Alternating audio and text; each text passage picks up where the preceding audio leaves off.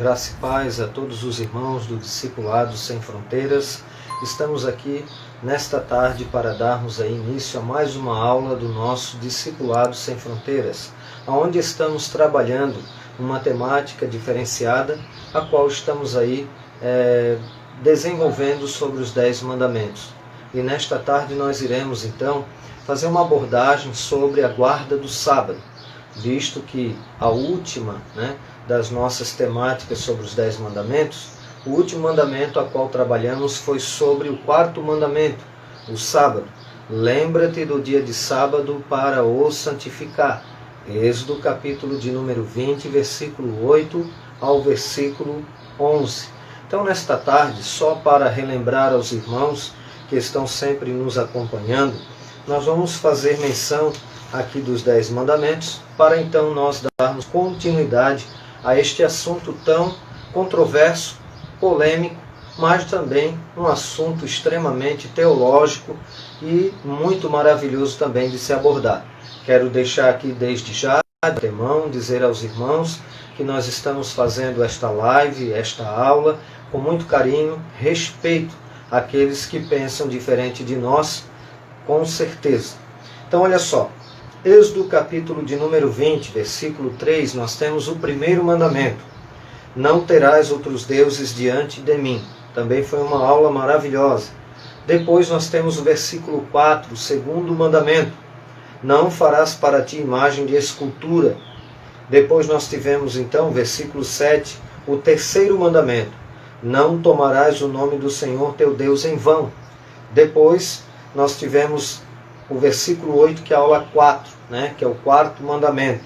Lembra-te do dia de sábado para o santificar. Depois nós vamos dar caminhada, desenvolvendo, logicamente, dando sequência. Nós iremos falar sobre o próximo mandamento, após essa abordagem sobre a questão do sábado, da guarda, as implicações sobre a guarda, o dever ou não de guardar o sábado. Então nós temos aí o 5º mandamento, honra teu pai e a tua mãe, para que se prolongue os teus dias na terra, que o Senhor teu Deus te dá. Depois nós vamos então ter, na sequência, o versículo 13, não matarás. Depois o 7º mandamento, no versículo 14, não adulterarás. Depois nós temos o 8º mandamento, no versículo 15, não furtarás. Depois nós temos no 16, no versículo 16, o 9º mandamento, não dirás falso testemunho contra o teu próximo. E o último e 10º mandamento, no versículo 17, não cobiçarás a casa do teu próximo. Então nós vamos com certeza aí trabalharmos esta temática, com esses assuntos a qual iremos abordar dentro de uma sequência. E na aula passada nós abordamos então sobre o sábado. E nesta tarde nós vamos dar continuidade então para a questão das implicações, se nós devemos ou não devemos guardar o sábado. Para recapitularmos todo o assunto que foi desenvolvido de forma bem objetiva e rápida, nós falamos o seguinte: o sábado era um dia de descanso e de adoração a Deus. Depois, o termo sábado vem do verbo hebraico Shabat. Então nós mencionamos isso, que o sábado da criação não era o sábado legal. E o sábado da criação, ele é o verbo. O sábado legal, que entra na lei, que nós estamos no capítulo 20, aí sim, ele é então o sábado semanal, que daí seria então o sábado como substantivo no hebraico. Então olha só, o termo sábado vem do verbo, então esse é o da criação, hebraico Shabbat. Cessar, desistir, descansar. Gênesis 2, capítulo 2, versículo 2 e 3. Sábado institucional, o da criação. Então o Ezequiel Soares, no livro que nós temos para esta abordagem, nós vamos observar que ele fez essa diferenciação, mostrando que a Bíblia faz essa diferenciação no texto hebraico. Esse descanso é sinônimo de cessar, de criar, e indica a obra concluída.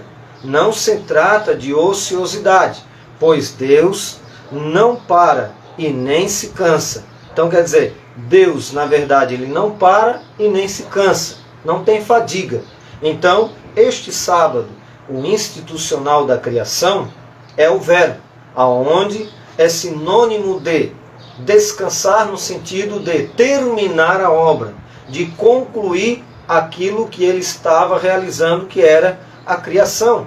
Tanto que Isaías 40 fala que Deus não se fatiga, nem se cansa. A Bíblia fala, por exemplo, lá em João 5,17, que Jesus mencionando diz que eu e o Pai trabalhamos até agora. Depois nós vamos ver então o substantivo Shabat, com apenas uma diferenciação no hebraico, que no português fica com 2B, Shabat, tá? E no verbo só um. Sábado não aparece na criação, então o substantivo Shabat não aparece na criação, tá? Surge pela primeira vez no evento do maná, lá em Êxodo, capítulo de número 16, versículo 22 e 23.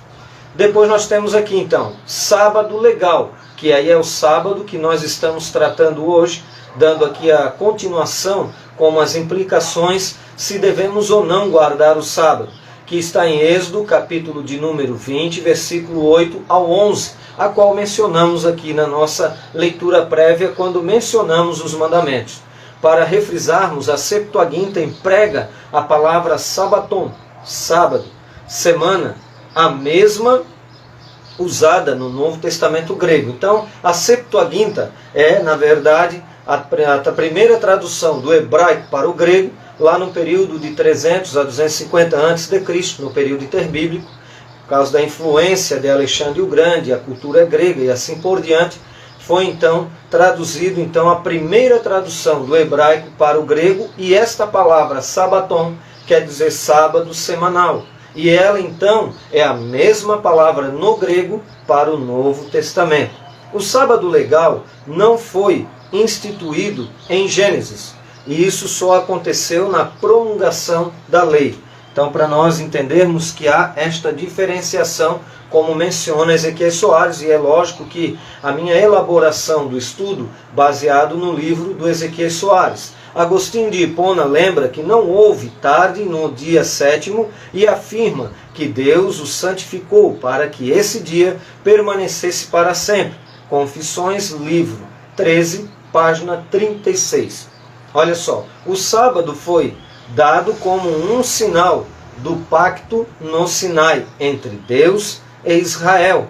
Em Êxodo, capítulo de número 31, versículo 12, 13 e 17. Então eu vou fazer menção do texto aqui, só para que os irmãos possam nos acompanhar, que aqui nós aprendemos uma coisa importantíssima sobre a questão desta implicação, se devemos ou não guardar.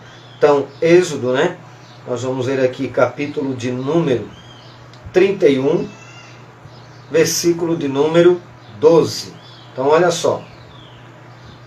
Estou buscando aqui. Diz assim: Disse mais o Senhor a Moisés: Tu, pois, falarás aos filhos de Israel, olha bem, Israel, e lhes dirás: Certamente guardareis os meus sábados, pois é sinal entre mim e vós, nas vossas gerações, para que saibais que eu sou o Senhor, que vos santifica. A palavra sinal no hebraico, nós vamos ver que é or.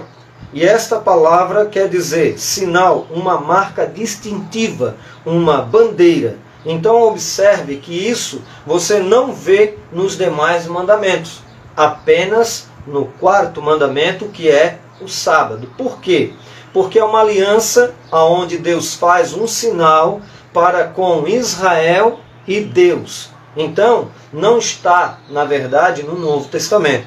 E como eu mencionei lá na primeira aula, por isso que nós falamos ali de forma bem pontual, de forma bem objetiva, sobre a questão da Bíblia, né, ser inspirada num todo. E não ter, na verdade, entre o Antigo e Novo Testamento, o sábado como acima das demais partes das Escrituras. E nós mencionamos também, de igual forma, que pode até ter textos mais importantes, vez por outra, mas a inspiração é plenária, é completa, é igual. E com isso nós vamos observar então os textos do Novo Testamento. Primeiro, porque não aparece no Novo Testamento a guarda para se guardar o sábado. mas de contrapartida, nós vamos ver o que a Bíblia também fala sobre este assunto.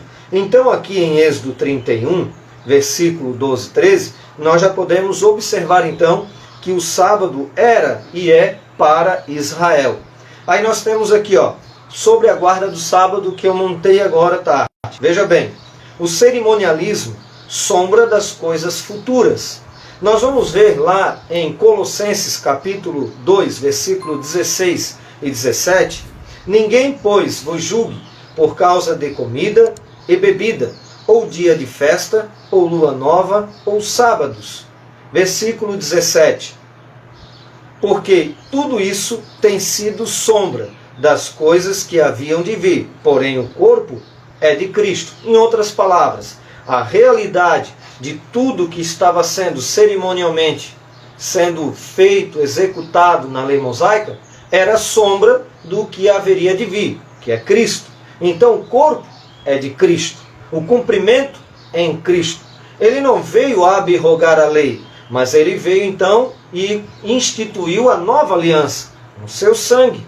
E aí nós vamos observar então que Paulo aqui, como palavra inspirada, e é bom nós lembrarmos então que todas as escrituras divinamente inspirada como diz o nosso amado apóstolo Paulo, lá em 2 Timóteo, capítulo 3, versículos 16 e 17, nós vamos ver que toda escritura é divinamente inspirada. E aí nós vamos ver que Pedro também fala que nenhuma profecia de particular interpretação, mas homens santos falaram inspirado. E a palavra inspiração quer dizer a junção de dois vocábulos gregos, teos, Deus, pneustos, respirar de Deus. Então Deus usou os apóstolos mediante o Espírito Santo com a inspiração, para que eles então falassem aquilo que nós temos como regra de fé e prática. A Bíblia fala, por exemplo, em Efésios 2 e 20, que fundamentado sobre a doutrina dos apóstolos e profetas. Então, dos apóstolos, doutrina quer dizer ensinamento dos apóstolos, Novo Testamento, profetas do Antigo Testamento, toda pedra, tendo Cristo como a pedra principal, todo edifício é para a morada do Senhor, assim como vós no Espírito. E aí nós vamos observar então que Paulo aqui no versículo 16, ele fala para que ninguém venha julgar pelo comer, pelo beber, ninguém venha julgar as questões, as restrições, poderíamos então dizer, daquilo que era o Antigo Testamento para o povo de Israel. Tá? E aí nós vamos observar aqui o dia de sábado.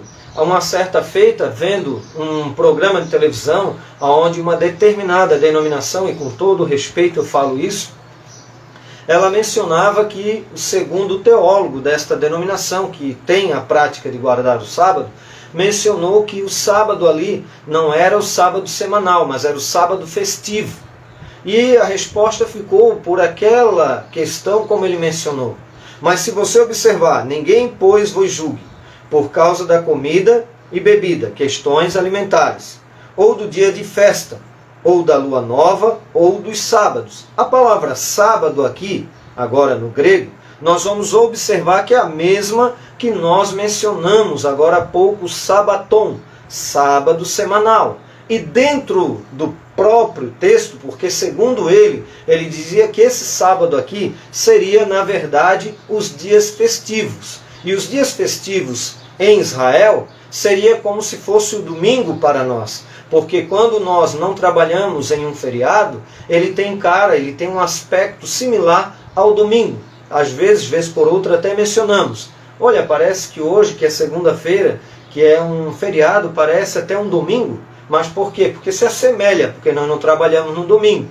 Mas, para Israel, o sábado festivo, ele se tornava parecido com o sábado semanal. Então, segundo o argumento desse teólogo, que eu não vou aqui mencionar, por ética, ele vai dizer então que ali não é o sábado semanal, mas o festivo. Mas se você observou bem a minha leitura, quando fala que não é para julgar comida e bebida, ele fala de dia de festa. Então o sábado festivo já está inserido no texto.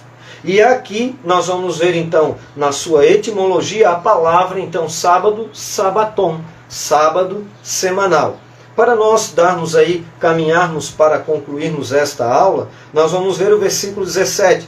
porque tudo isso tem sido sombra das coisas que haviam de vir, porém o corpo é de Cristo. Então entenda que a sombra, ela é a representação de uma realidade.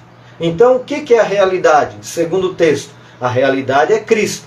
A sombra projetava o que haveria de ser a realidade. A realidade já veio e é Cristo. E aí nós vamos observar aqui, a palavra sombra no grego, aqui no versículo 17, é esquia. Aparentemente, palavra primária, sombra. Daí nós vamos ver aqui, ó, sombra causada pela intercepção da luz.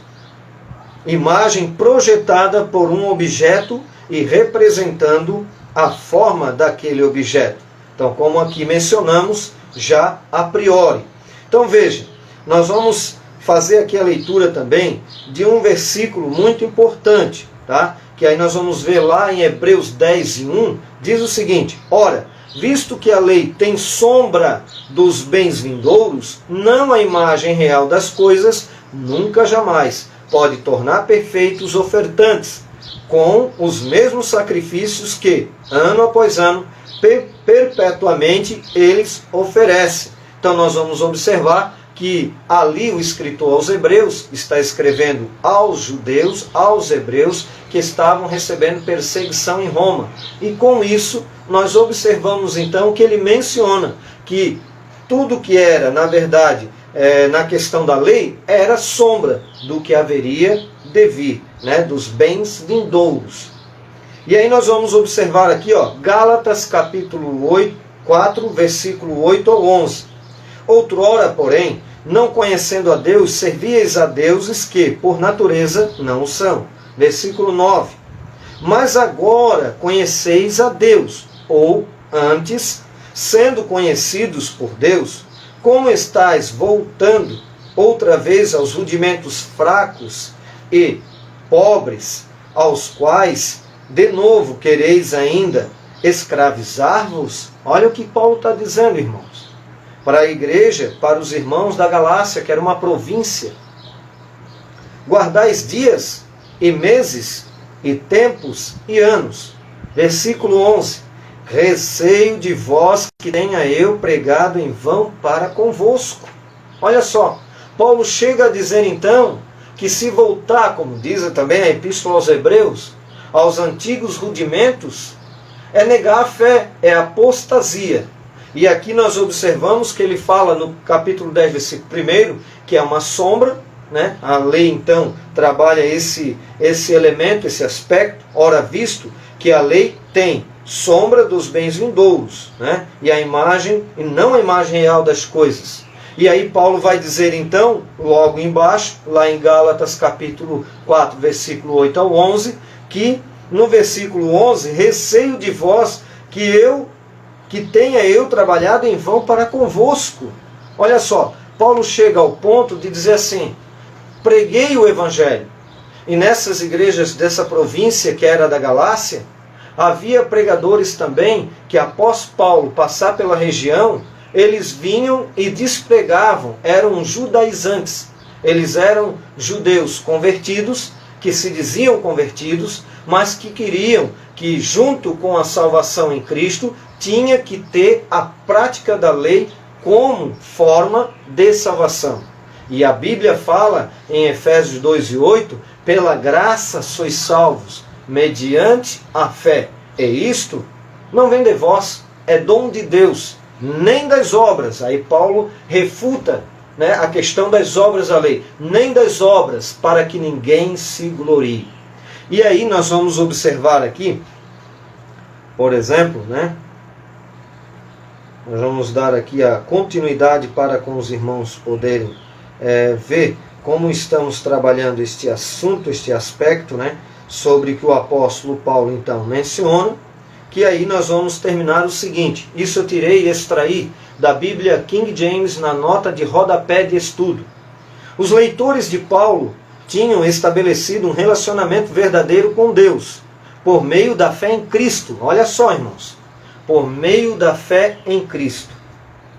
Ele pergunta como eles podiam voltar a ser escravizados a um ponto de vista da justificação por obras que eram tão fraco, ele menciona no texto, fraco, miseráveis, como os elementos que no passado tinham adorado. Versículo 3 de Gálatas, capítulo de número 4. A presença de mestres judeus na Galácia torna provável que os dias fossem observâncias sabáticas, que aí é o que ele menciona lá, no texto que já lemos aqui.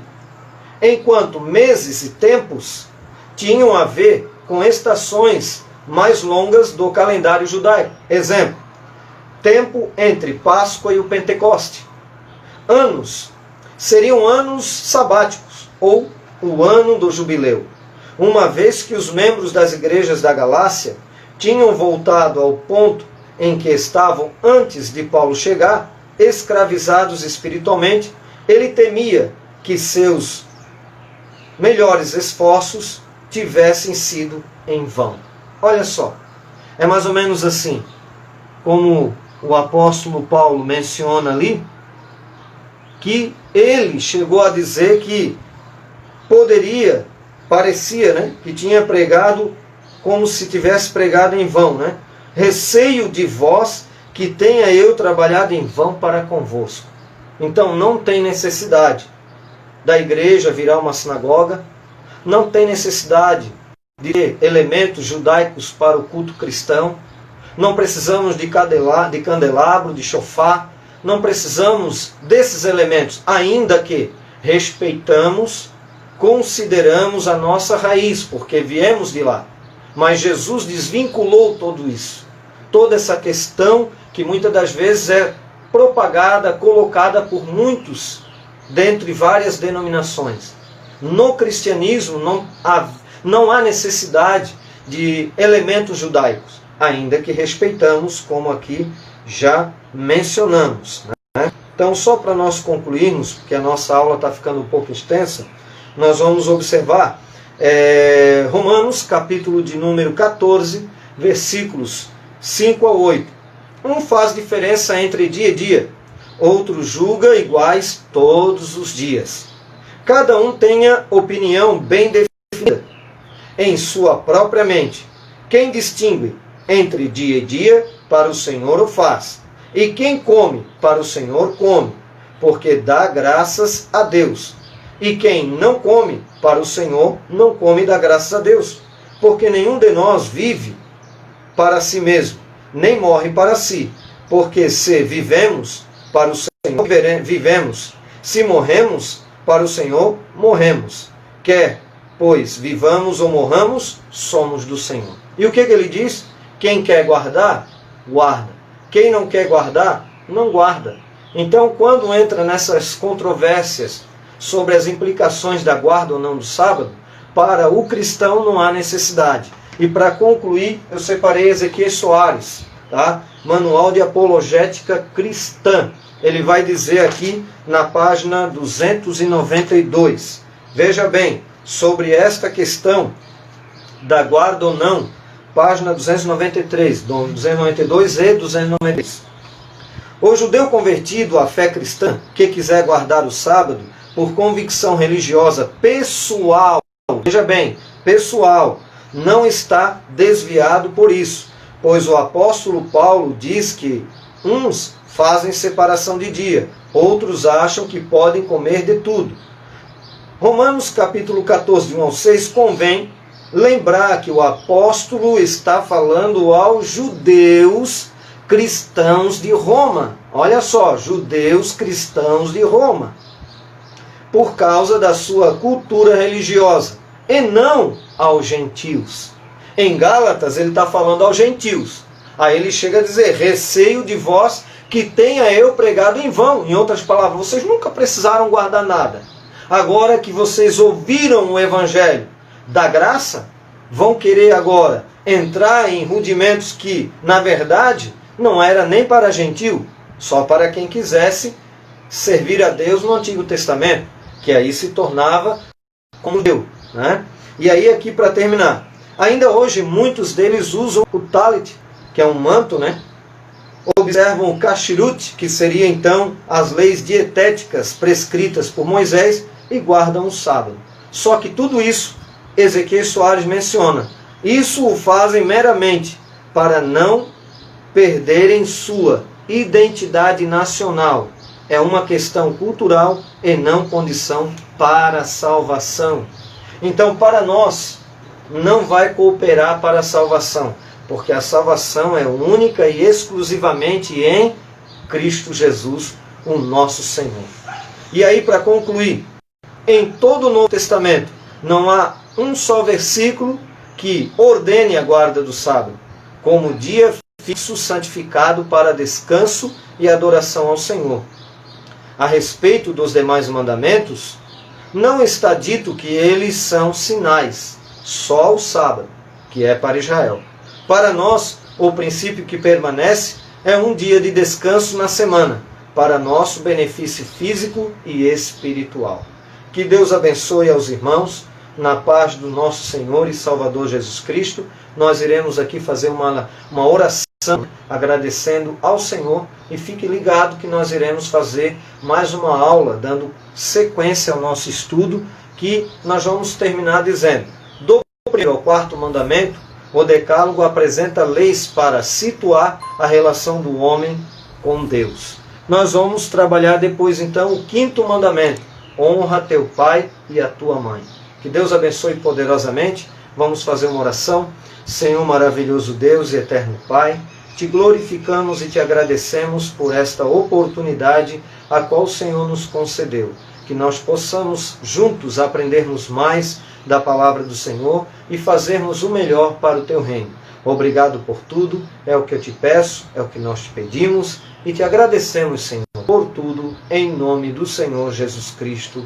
Amém. Que Deus abençoe a todos, em nome do Senhor Jesus.